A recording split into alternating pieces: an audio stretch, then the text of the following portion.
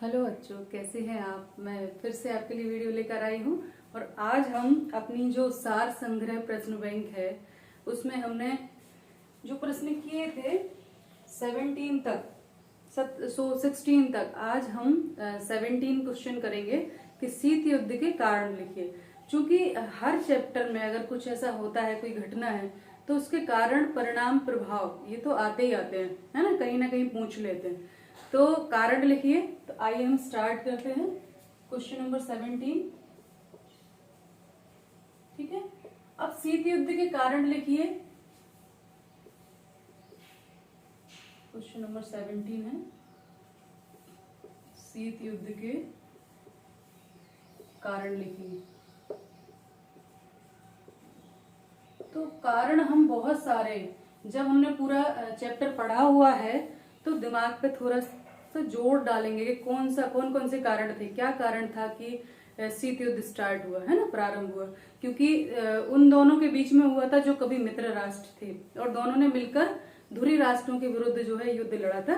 तो ऐसे क्या कारण हो गए थे कि दोनों के बीच शीत युद्ध की स्थिति हो गई।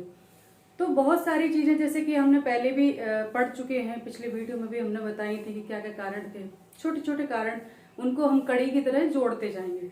तो सबसे पहले हम स्टार्ट करते हैं परस्पर संदेह, है ना।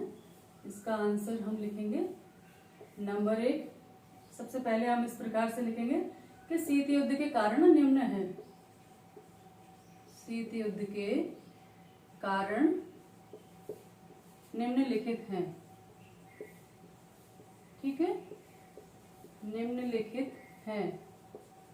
कौन कौन से हैं? सबसे पहला परस्पर संदेह। जब स्टार्टिंग में युद्ध समाप्त होने वाला था तो अमेरिका ने बिना बताए परमाणु बम छोड़ दिए, है ना, अमेरिका उसके जापान के ऊपर। तो इससे क्या हुआ? संदेह उत्पन्न हुआ। ठीक है, क्योंकि आप अपने मित्र को कोई बात नहीं बताते हो और अचानक से कोई काम करते हो तो संदेह होना स्वाभाविक है कि इन्होंने हमें क्यों नहीं बताया, है ना, हम तो साथ में लड़ रहे हैं। तो परस्पर संदेह से इसकी शुरुआत हुई। उसके बाद कारण बढ़ते गए, धीरे धीरे धीरे धीरे वैमनस्यता। संदेह से क्या हुआ? वैमनस्यता पैदा हुई। वैमनस्यता, ठीक है, दोनों के बीच वैमनस्यता प्रारंभ हो गई कि भाई इन्होंने हमसे बात छुपाई, इनके मन में भेद है, कुछ न कुछ तो बात है ऐसी, है ना। तो वैमनस्यता पैदा हुई। तीसरा क्या हुआ? फिर उसके बाद वैमनस्यता पैदा हो गई और वैचारिक मतभेद भी पैदा हो गए। फिर जब वैचारिक मतभेद तो वैसे ही थे क्योंकि दोनों की विचारधाराएं अलग थी, है ना।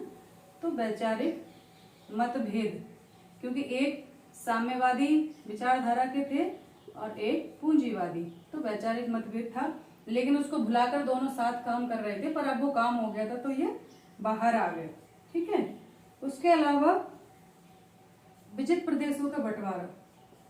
विजित प्रदेश यानी जो प्रदेश जीते गए थे, विजित प्रदेशों के बंटवारा को लेकर, प्रदेशों का बंटवारा, है ना ये। उसके अलावा और क्या? क्योंकि ये जब संदेह वहीं से शुरू हो गया था, उसके बाद दोनों में वैमनस्यता पैदा हो गई, वैचारिक मतभेद, क्योंकि दोनों विभिन्न विचारधारा वाले थे फिर भी साथ में लड़ रहे थे उसको भुलाकर, लेकिन अब वो बाहर आ गए, है ना। तो वैचारिक मतभेद हो गए। फिर विजित प्रदेशों का बंटवारा, यानी जब युद्ध समाप्त हुआ तो उसके बाद जो कि कौन सा एरिया किसको मिलेगा, जो बंटवारा होता है ना, कि लूट की चीजों को जीती हुई चीजों को जो है बांटते हैं कि हम ये लेंगे ये लेंगे ये लेंगे, तो उसमें भी दोनों को मतभेद हुआ और उससे भी शीत युद्ध की स्थिति निर्मित हुई। ठीक है, फिर द्वितीय मोर्चे का प्रश्न। द्वितीय मोर्चे का प्रश्न, द्वितीय मोर्चे का प्रश्न। उसके अलावा छठवां जो कारण है, बहुत सारे कारण हुए।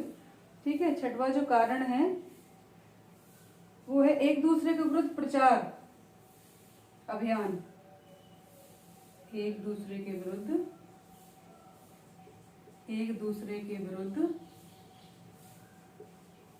प्रचार अभियान, यानी दोनों ने एक दूसरे के खिलाफ बोलना शुरू कर दिया और एक अभियान की तरह इसको चलाया विश्व में, है ना। तो प्रचार अभियान एक दूसरे के विरुद्ध, ये भी शीत युद्ध का कारण था। ठीक है, उसके अलावा परमाणु बम का आविष्कार ठीक है, अभी बहुत सारा है तो अपन इनको समझ लें कि जब ये अगर छोटा प्रश्न आता है तो आप उसमें सिर्फ ये पॉइंट्स लिख देंगे, लेकिन अगर बड़ा प्रश्न आता है 5 नंबर का है, 4 नंबर का है, तो इनके अंदर की हेडिंग्स आप डालते जाएंगे और इसको बड़ा कर सकते हैं। जो अभी मैंने आपको बोला वही सब चीजें इसमें लिख देनी है, तो आपको ये बड़ा प्रश्न बन जाएगा। ठीक है, तो अभी हमने कितने हो गए, 6 कारण हो गए। पहला है परस्पर संदेह, वैमनस्यता, वैचारिक मतभेद, विजित प्रदेशों का बंटवारा, द्वितीय मोर्चे का प्रश्न और एक दूसरे के विरुद्ध प्रचार अभियान। अब इसके अलावा और भी कारण हैं, उनको भी हम यहाँ लिखेंगे, क्योंकि सारे कारण जितने भी हैं हम सारे लिख लेंगे। उससे क्या होगा कि अगर एक दो भूल भी जाते हैं तो भी हमारे पास पर्याप्त कारण होंगे लिखने के लिए, है ना। तो 6 तक हमने लिख लिया था। 7वें से हम शुरू करते हैं। 7वां कारण था परमाणु बम का आविष्कार।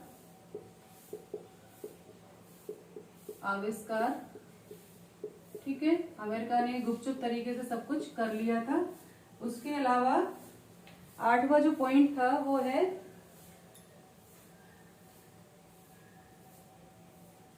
पूर्वी यूरोप में साम्यवादी सरकारों की स्थापना। पूर्वी यूरोप सोवियत संघ के पास था, तो पूर्वी यूरोप में साम्यवादी सरकारों की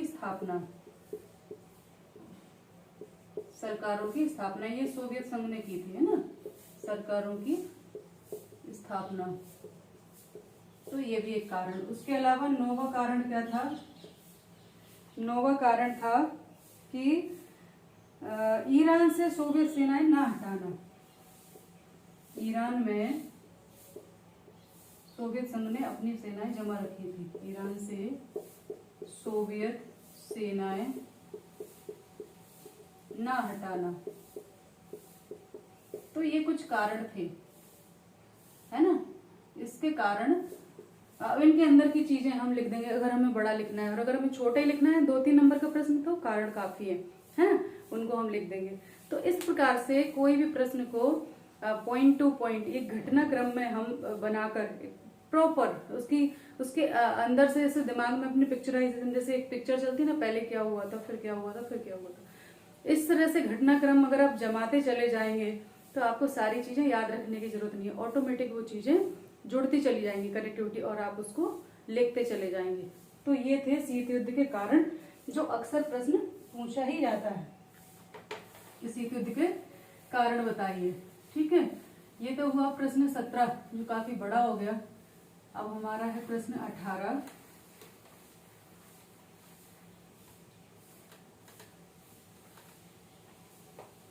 शीत युद्ध के प्रभाव, है ना, ये तो कारण हो गए। अब प्रश्न नंबर 18 है शीत युद्ध के प्रभाव। शीत युद्ध के प्रभाव बताइए। ठीक है, अब प्रभाव तो अच्छे भी होते हैं और बुरे भी होते हैं, है ना, दोनों तरह के होते हैं। तो प्रभाव में हम लिखेंगे विश्व का 2 गुटों में बंट जाना, नंबर 1। अब यहाँ पर वही लिखेंगे हम, शीत युद्ध के प्रभाव निम्न है। शीत युद्ध के प्रभाव निम्नलिखित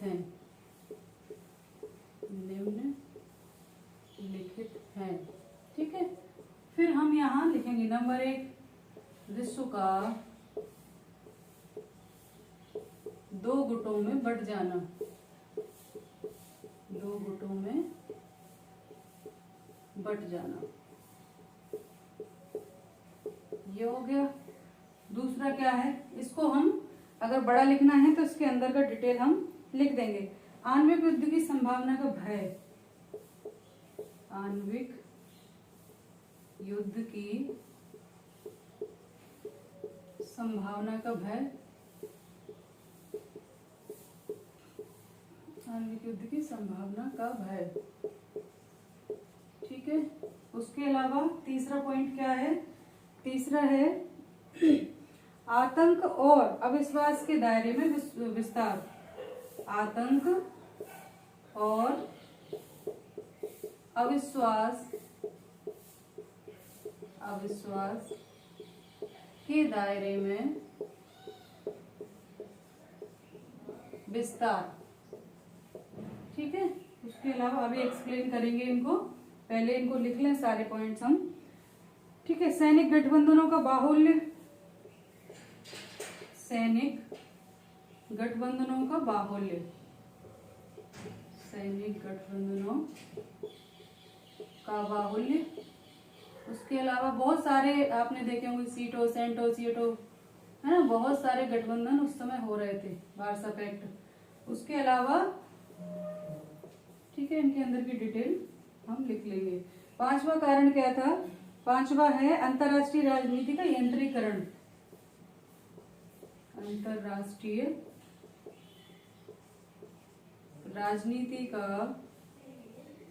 अंतरराष्ट्रीय राजनीति का यंत्रीकरण, यंत्रीकरण मतलब मशीन की तरह हो जाना, ठीक है।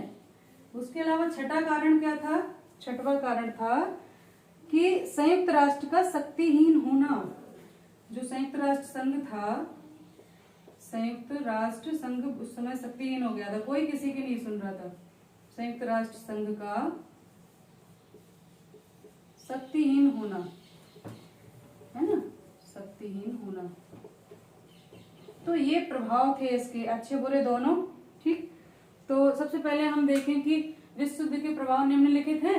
विश्व का दो गुटों में बंट जाना, हम सभी जानते हैं कि दो गुटों में संपूर्ण विश्व जो है बंट गया था। एक तरफ अमेरिका समर्थित पूंजीवाद था, दूसरी तरफ सोवियत समर्थित साम्यवाद था, और दोनों के बीच में सारे कंट्रीज थी, वो या तो इसमें शामिल हो रहे थे या इसमें शामिल हो रहे थे।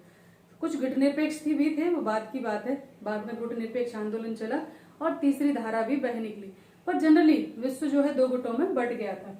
उसके अलावा आणविक युद्ध की संभावना, यानी जब परमाणु बम अमेरिका ने गिराए तो उससे जो विध्वंस हुआ, उसकी विभीषिका लोगों ने देखी, उससे भय बैठ गया। लगा कि अगर कभी किसी भी इन दोनों की लड़ाई में अगर किसी ने भी परमाणु बम का प्रयोग किया, तो किसी देश ने अगर दुश्मनी ले ली तो उसने बम का प्रयोग कर देना है, और फिर उस समय सामने वाले के पास बचाव के लिए कुछ भी नहीं है। तो आणविक युद्ध का खतरा उस समय भय पैदा हो गया था कि ये कभी भी किसी के ऊपर बम गिरा सकता है, ठीक। उसके अलावा आतंक और अविश्वास के दायरे में विस्तार, दोनों जगह सैनिक गठबंधनों का जो है बाहुल्य बढ़ रहा था, लोग अपनी शक्ति बढ़ाते जा रहे थे, है ना, और पर हथियारों की दौड़ शुरू हो गई थी। आतंक, बहुत ज्यादा डर था, अविश्वास था एक दूसरे के प्रति कि कौन किसके साथ क्या कर दे पता नहीं। तो ये दायरे में बहुत ज्यादा विस्तार हो गया था। उसके अलावा सैनिक गठबंधनों को दोनों ने जो है अपने अपने गठबंधन बनाए, सीटो, नाटो, है ना, सेंटो, वार्सा पैक्ट, ये सब चीजें शुरू हो गई। लोगों ने अपने सैनिक गठबंधन बनाना शुरू कर दिया और लोगों ने उनमें शामिल होना भी शुरू कर दिया, तो बाहुल्य हो गया था। उसके अलावा अंतरराष्ट्रीय राजनीति का यंत्रीकरण, मशीन की तरह काम कर रहे थे लोग, और संयुक्त राष्ट्र संघ का शक्तिहीन होना उस समय, क्योंकि उसका गठन ही इसलिए हुआ था कि आगे जो युद्ध है उसकी विभीषिका को रोका जा सके। लेकिन उस समय संयुक्त राष्ट्र संघ जो है वो शक्तिहीन दिखाई दे रहा था, लग रहा था कि वो कुछ भी नहीं कर पा रहा, असहाय। क्योंकि अमेरिका का बहुत बड़ा, उसकी जमीन पे सारा सब कुछ, उसके ऑफिस बने, उसके कर्मचारी वहाँ काम कर रहे हैं, बहुत सारा धन देता है, तो अमेरिका को रोकना सोवियत संघ के बस की बात तब भी नहीं थी, अब भी नहीं है। हालांकि एक मंच है जिससे थोड़ा सा कंट्रोल किया जा सकता है, तो सोवियत संघ का शक्तिहीन होना भी उस घटनाओं में शामिल था। तो ये कारण और प्रभाव हमने लिखे, ये बड़े बड़े क्वेश्चंस थे, तो इनको करना भी जरूरी है क्रम से, है ना। अगर एक प्रभाव आए, दो आए, तो आप वैसे ही उनको लिखिए। कारण पूछे, 2 कारण बताइए, 4 कारण बताइए, तो हमने 9 कारण लिखे, है ना। प्रभाव भी हमने 6 लिखे, है ना। तो ये सारी चीजें आप बिल्कुल लैस रहें, कुछ भी पूछे, कैसे भी पूछे, हमें पता होना चाहिए। अगर हमें पता है तो लिखना मैंने बताया कैसे आपको लिखना है। तो ध्यान रखिए, पढ़ाई करते रहिए। नमस्ते सभी को, धन्यवाद।